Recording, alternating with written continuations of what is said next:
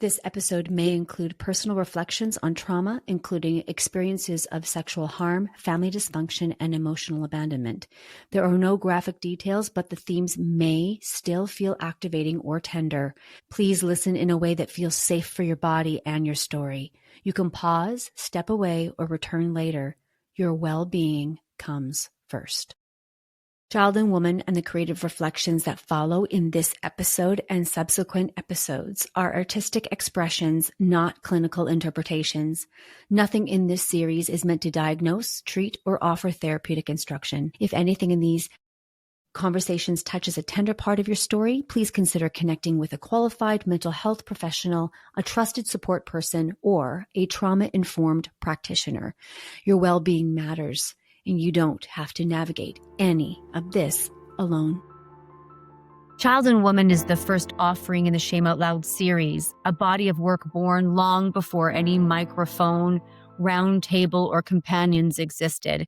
I wrote this piece years ago and tucked it away quietly, unsure whether the time would be right to release it into the world. It lived quietly inside of me, waiting for safety and for language that would allow it to be shared.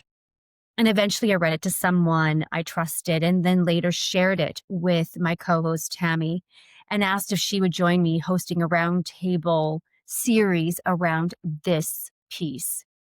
Conversations exploring how shame, silence, protection, and truth shape our lives. The guests who joined us were not all survivors of sexual assault. Some grew up in chaotic or alcoholic families. Some were parentified.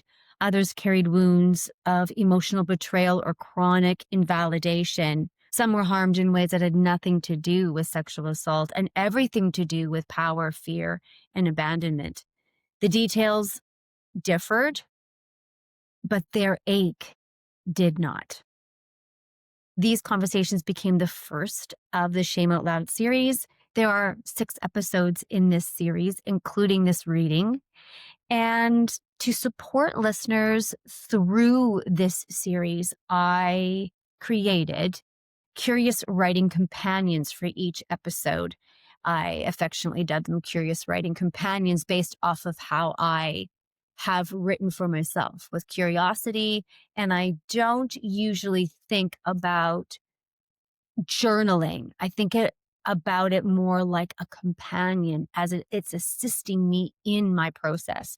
It's just a really quirky name that I use for myself, and I thought I would impart it to all of you. But these companions offer gentle writing invitations that are drawn directly from the themes that emerge in each episode. These are openings. They are not obligations. And with that, I offer you Child and Woman, Memory, Myth, Reckoning, and Return.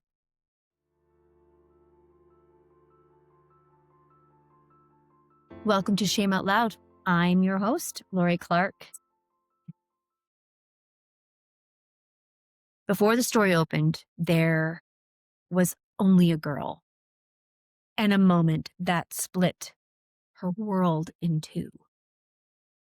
There was the child who stood in the light trying to understand what had happened to them, and the shadow of her, the one who stepped toward the dark because it felt more bearable than truth. Between them stretched a trembling threshold, a mirror, a witness forming, a path no one would choose, and yet could not avoid. This is the story of that division. The girl who could not stay, and the woman who would spend decades trying to find her again. It is a story of how a soul breaks, how it wanders, how it survives, and how, in its own time, it begins to return. Step softly. The forest shifts as you enter.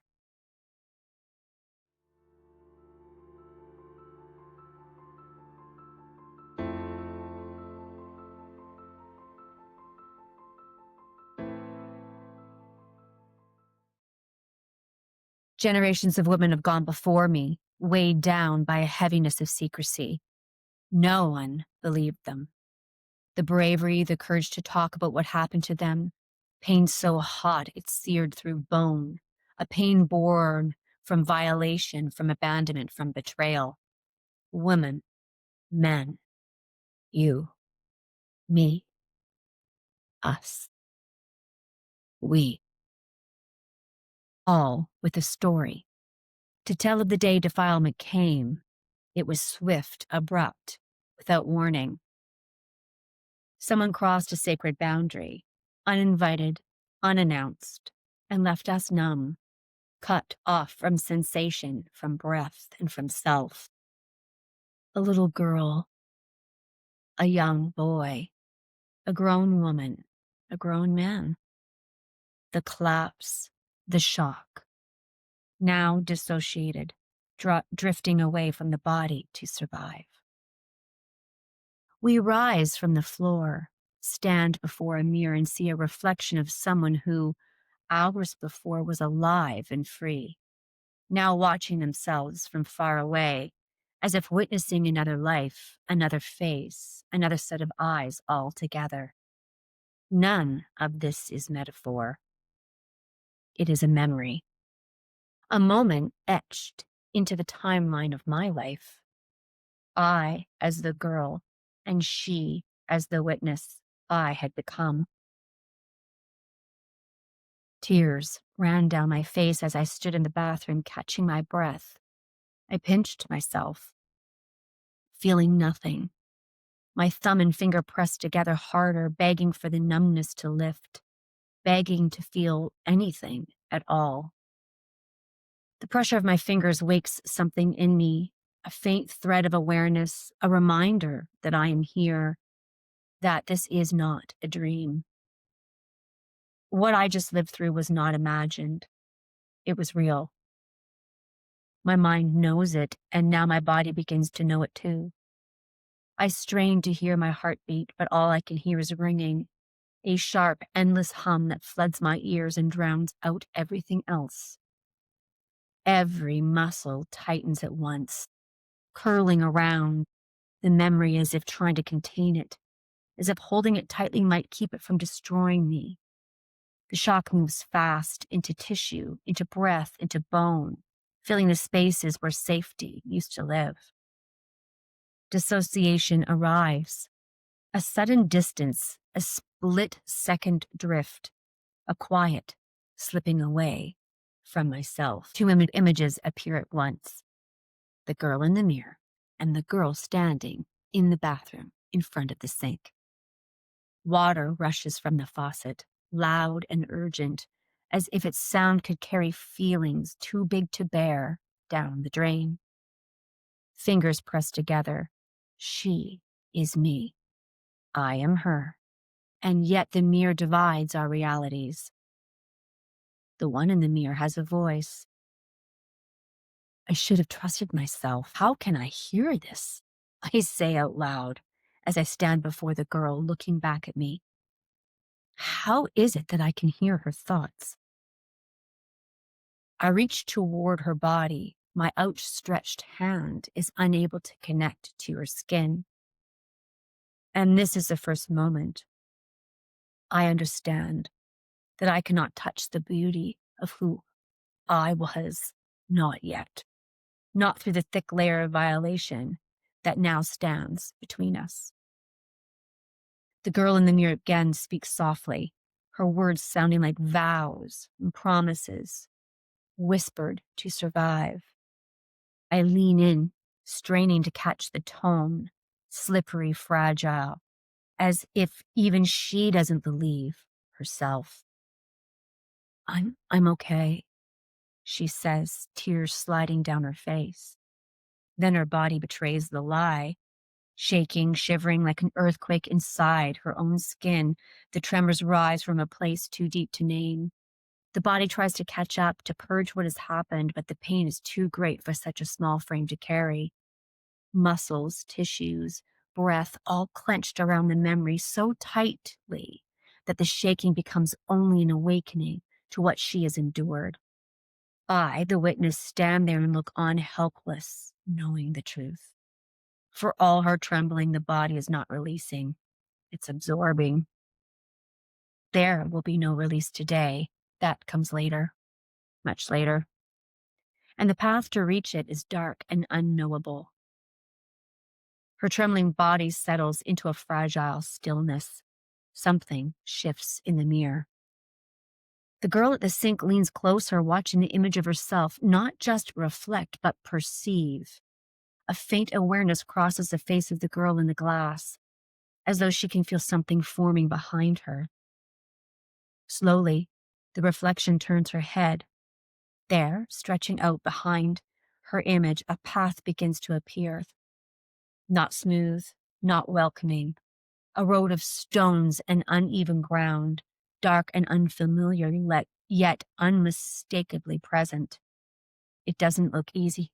It doesn't look safe. But it looks like a way. The girl at the sink feels the split inside her widen. Two selves, two instincts, two directions. Somehow she knows that if the figure in the mirror takes a step, it will be a step into an unknown landscape, a place beyond the sound of running water, beyond the pressure of her fingers against her skin, anywhere beyond this moment. Panic rises. No, no, please, don't go. Don't go into the night. Her voice cracks, desperate, calling across the glass. The girl in the mirror pauses only long enough to lift her gaze over her shoulder.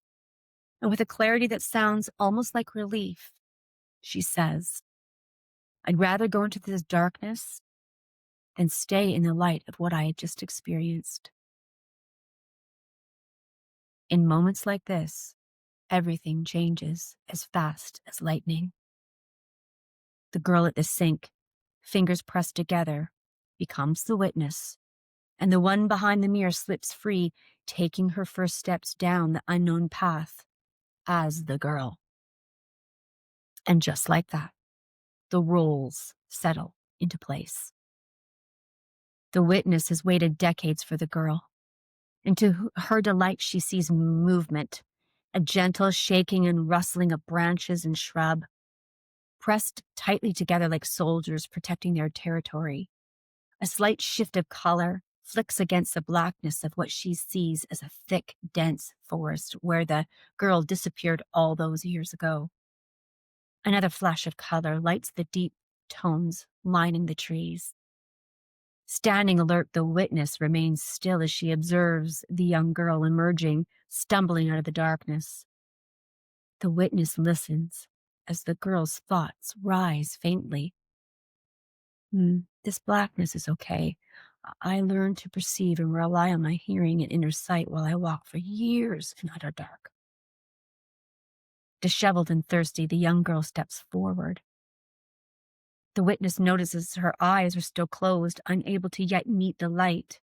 Her eyes will adjust in a moment, she thinks as she watches her slowly making her way out of the forest and along the path. She notices the girl's thoughts drifting outward, letting the witness into her own inner world. The ground feels soft, spongy, no rocks, no sharp mounds. My feet feel held. She says out loud, this will take some getting used to. Light grows. Her eyes adjust slowly. The witness stands nearby, quiet, present, and tender. The witness, curious about what will unfold, steps to the side of the mirror, watching, waiting, holding a quiet fondness for the one she's been waiting for decades. The girl can now squint. She makes out what she believes is a pool of water, dry-lipped, parched. The smooth path gives her easy footing as she kneels down at the edge of the water. Cupping her hands together, she leans in for a drink and then freezes. Gasping, her hands hit her chest as she recoils from the water. My eyes cannot be deceiving me, she thinks. What? Who? In the water? A woman, disheveled, older, her hair long, falling almost to her breasts, with fine lines around her eyes and deeper ones across her forehead. her eyes deep brown, warm, inviting. The girl takes in a deep breath, embraces herself, leaning in, looking again at the water. She reaches out. The water ripples. The fine lines in long hair shimmer into soft waves. The young girl gasps and falls backward. The ground receives her frail body and thin spine. A cry rises from her innards and emerges as a desperate whisper. Oh, could it be? No. She rises again, steadier this time, kneeling at the water's edge. Eyes closed first, instinct honed in darkness, listening for danger, hearing only her own heartbeat.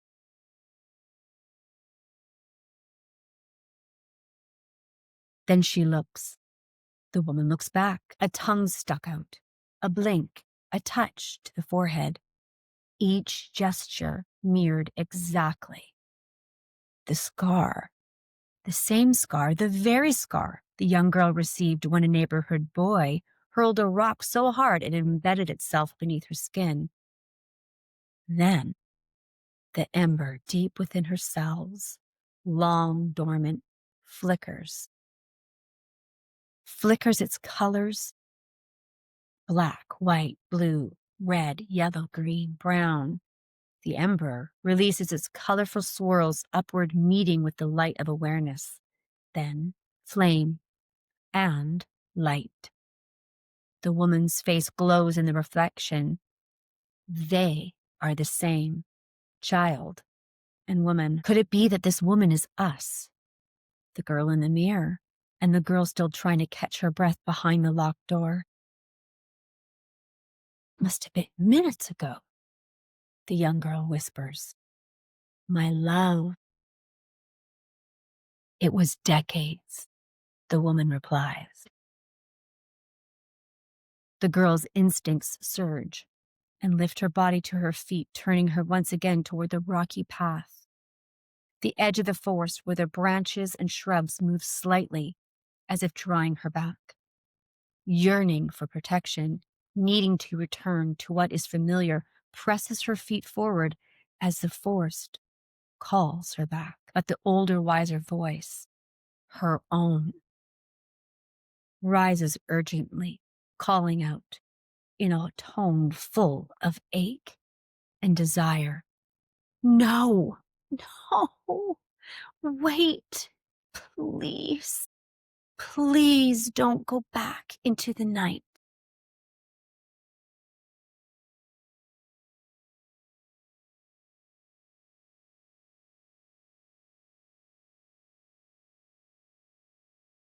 Thank you for listening to Child and Woman. This piece became the foundation for the Shame Out Loud series, a collection of roundtable conversations exploring how shame forms and how it's carried and how we begin to reclaim our own voice. If what you heard stirred something in you, I invite you to join me and my co-host Tammy for part 2 of a 6-part series, where she and I sit and begin exploring the forests we each learn to walk through. For those of you who want to go deeper or write alongside the series, each episode has its own curious writing companion, a gentle reflective guide that offers prompts, grounding practices, and invitations to explore your own story. You can find all 5 companions on my website. And if you'd like to learn more about this series or revisit any episode, everything lives on my website, or on Spotify or Apple Podcasts or wherever you stream podcasts. This is Shame Out Loud, and I'm Lori Clarke. Thank you for being here. And I'll meet you in part 2 of the Shame Out Loud series.